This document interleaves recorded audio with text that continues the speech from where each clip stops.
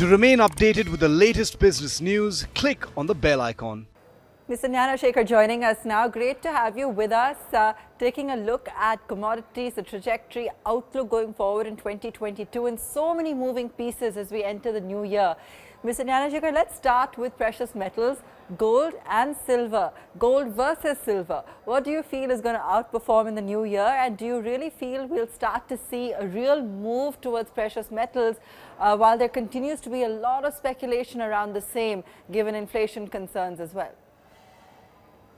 I think you hit the nail on the head. Inflation concerns are the main triggers or are the tailwind for precious metal market going forward in 2022. During inflationary times, generally investors tend to pile up on precious metals, both gold and silver, and more of silver because silver has the potential to give higher returns compared to gold.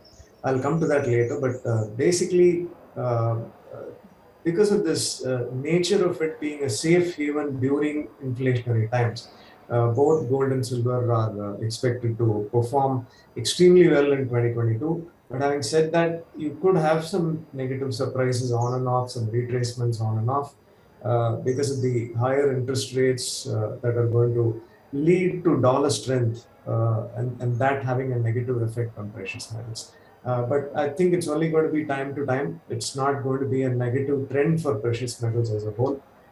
So I'm quite bullish on precious metal going forward. And what's the kind of upside you're looking at, particularly on gold in 2022? In 2021, I think it's sort of given a negative return of roughly minus 5%.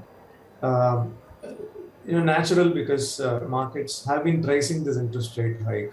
And also a lot of stimulus that led to risk assets like equities doing very well, and market participants abandoning gold and silver.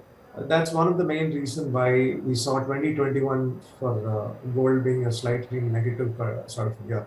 But I think in 2022, looking at the tailwinds and looking at the positive factors that could sort of help it take off.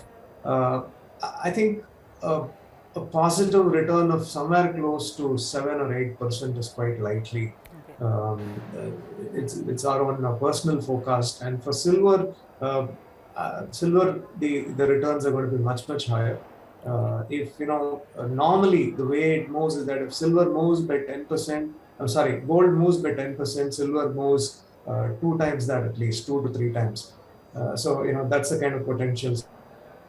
Okay, and what about industrial metals then? It was a year where we saw a lot of action on that front. Is that something you see continuing into the new year? I think so, but there are individual metals and each metal has its own fundamentals. In 2022, thanks to the stimulus, I think funds interest in industrial metals picked up. And also thanks to the huge demand post-COVID and some supply issues that creeped in by way of logistical issues.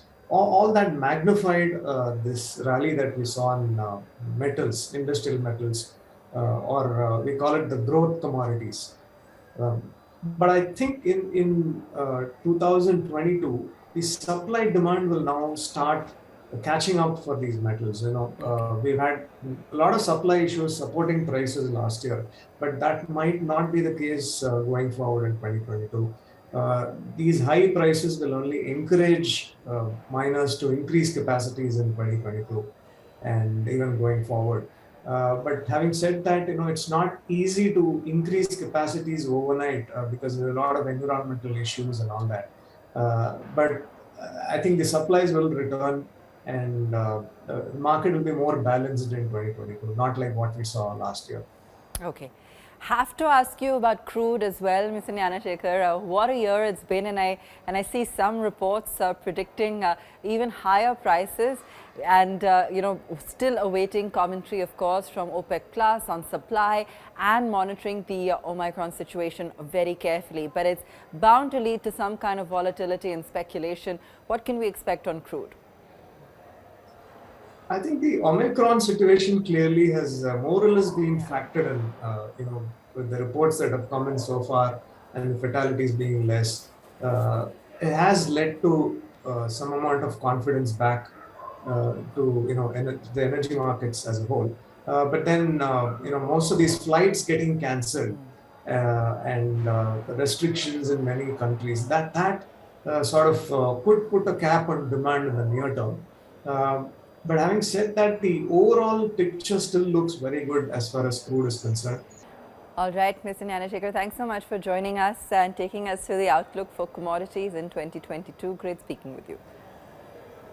Thank you. Pleasure. If you like the video, do like, comment, share and subscribe.